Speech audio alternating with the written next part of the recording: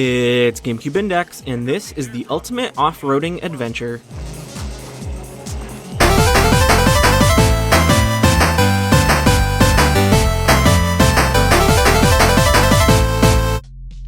Long before Grand Theft Auto V brought players to the massive world of Los Santos, and before Red Dead Redemption took them to the Old West, Rockstar San Diego was known as Angel Studios, housing both the dev teams that would bring us Midnight Club as well as the proprietary Rockstar Advanced Game Engine, or RAGE for short. In the 1990s, Angel Studios was behind titles like the Nintendo 64 port of Resident Evil 2 and Major League Baseball featuring Ken Griffey Jr. They even developed the virtual Jungle Cruise at the first Disney Quest arcade in 1998. Before they were acquired by Take-Two Interactive in 2003 and were renamed Rockstar San Diego, the game franchise they worked on the most was Smuggler's Run. And this week, we're taking a look at the GameCube port of this second game, Smuggler's Run Warzones.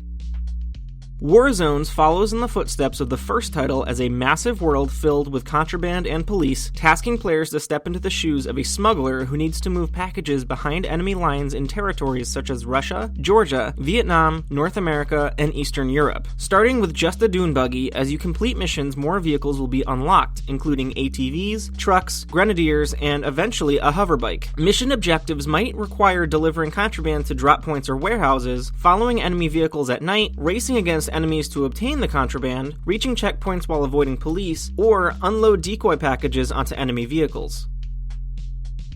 The main storyline places you as a smuggler within Exotic Imports, a contract company commanded by Frank Luger that is tasked with delivering supplies to the Liberation Faction, a rebellion group deep within Russia that is working against the government. Your missions will take you to different countries along the way, and in contact with a variety of different contacts, each with their own agenda. Due to the speed of your cars, missions generally take less than 5 minutes to complete, giving nice, bite-sized bits of gameplay that you can enjoy for as little or as long as your schedule allows.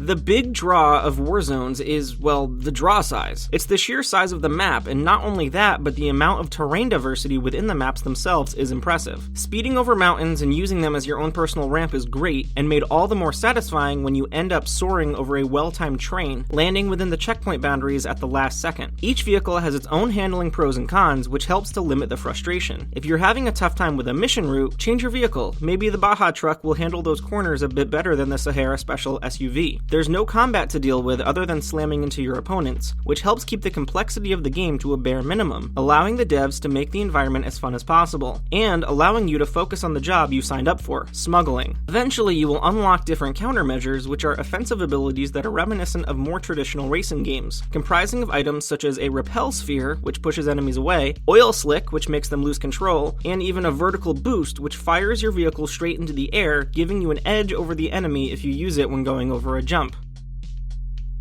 One of the main benefits of the GameCube port over the original PlayStation 2 release is the inclusion of 4-player multiplayer, which brings additional modes of play for you to dominate your friends in. This allows Warzones to be a much more complete version of Smuggler's Run 2, and a much better option for GameCube owners who are looking for an incredibly fast-paced vehicular action. Warzones was a fantastic addition to the GameCube catalog, even for players who want to just jump into the action and drive. You're not required to play all of the missions straight away. They even include a joyriding mode that allows players to choose any vehicle except the hoverbike and drop into a level without mission requirements, so they can just drive and explore the world. It's a great time waster because each map is massive and has different areas and camps to explore. While there's no collectibles, it's a nice mode to just relax with. Smuggler's Run Warzones was well received at launch, and within a couple of years, Angel Studios would be picked up and turned into Rockstar San Diego. Since then, they would go on to handle the Midnight Club series and continue development on the RAGE engine, so while Warzones was the final entry of the Smuggler's Run series, it was a great point to end on.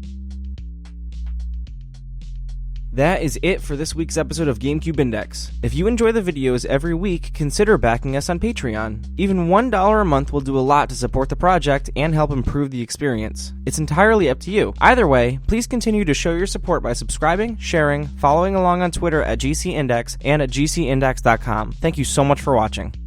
Tune in next time when we take a long look at ourselves in Disney's magical mirror starring Mickey Mouse.